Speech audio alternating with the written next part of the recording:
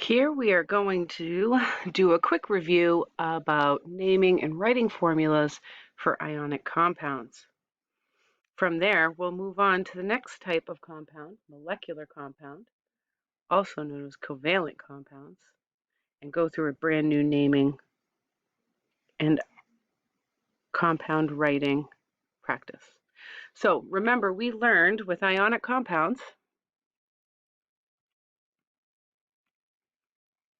that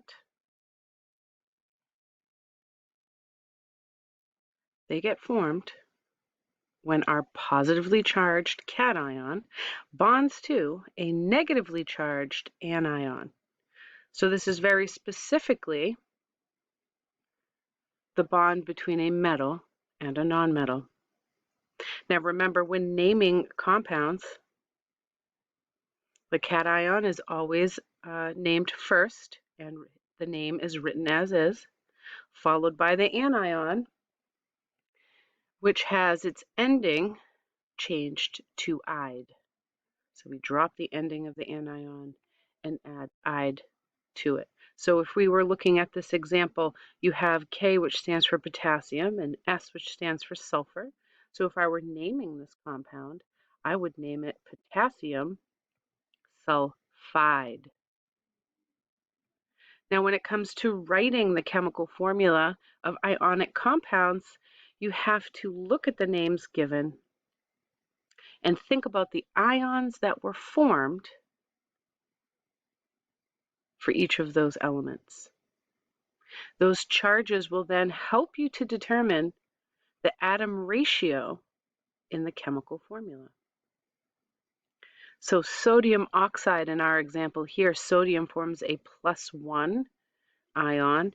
Oxygen forms a 2- ion. When combining these two to produce sodium oxide, we simply take these superscripts and have them come diagonally down as the subscript for the opposite element.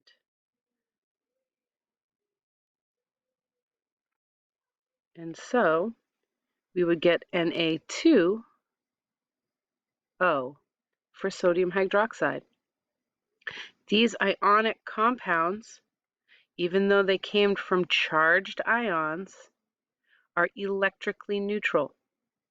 So what this formula shows is that sodium, being a 1+ and oxygen being a 2-, came together so that there were two sodium atoms to cancel out the -2 charge of one single oxygen atom. Now, when it comes to polyatomic ions, these are ions with more than one atom, you're going to need to use your ion cheat sheet for naming and formula writing. Okay, on to molecular compounds. Their chemical formulas and naming practice, these are just so much easier than ionic compounds. Okay, first of all, molecular compounds are usually involved with the processes of living organisms. So coming out of biology, there should be some molecular compounds that you're going to see that perhaps you saw there. All right, here's the best part. It is easy to identify a molecular compound because it is between two or more nonmetals. So you got to look at the atoms in a formula or in the name and figure out, are they nonmetals? Yes.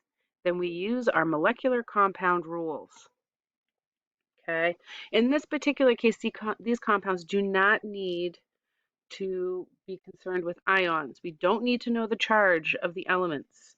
We simply need to know how many of them there are. Okay, and of course we've devised a really great prefix system based off of Greek prefixes that helps us to name these molecular, also known as covalent, compounds.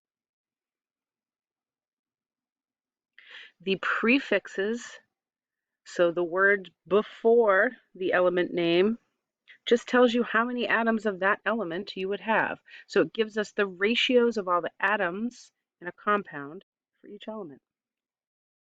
So here we go. The first element only has a prefix if there is more than one atom. The second element, again, ends in "ide." So here are your Greek prefixes. Mono for 1, di for 2, tri for 3, tetra for 4, etc., etc., etc.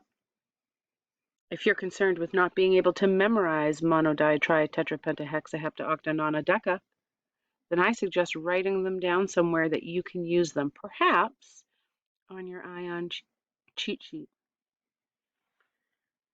So let's go through some examples.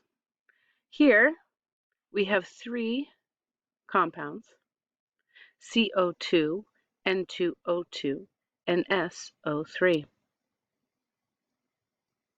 Now, when the first element does not have a subscript, we know it has one of those. If it is the first one, we don't use mono.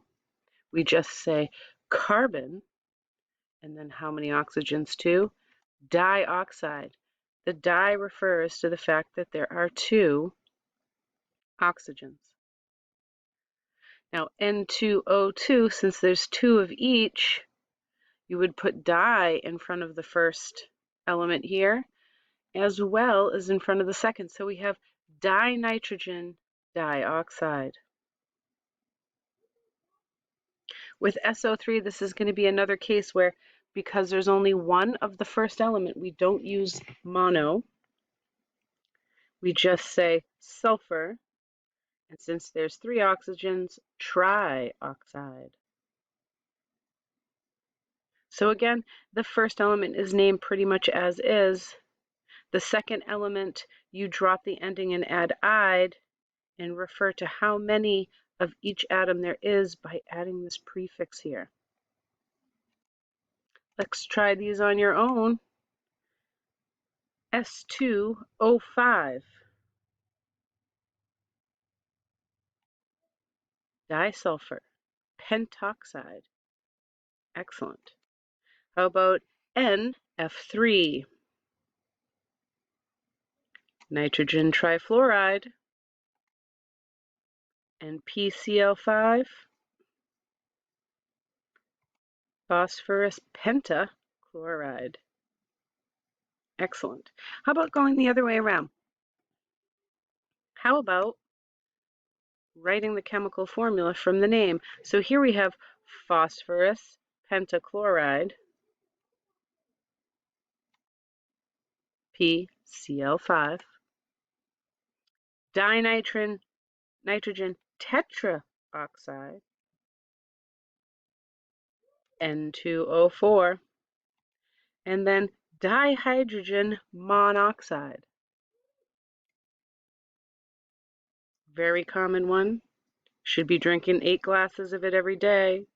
It's H2O, folks, also known as water. I hope this has been pretty helpful for you to learn how to name molecular compounds.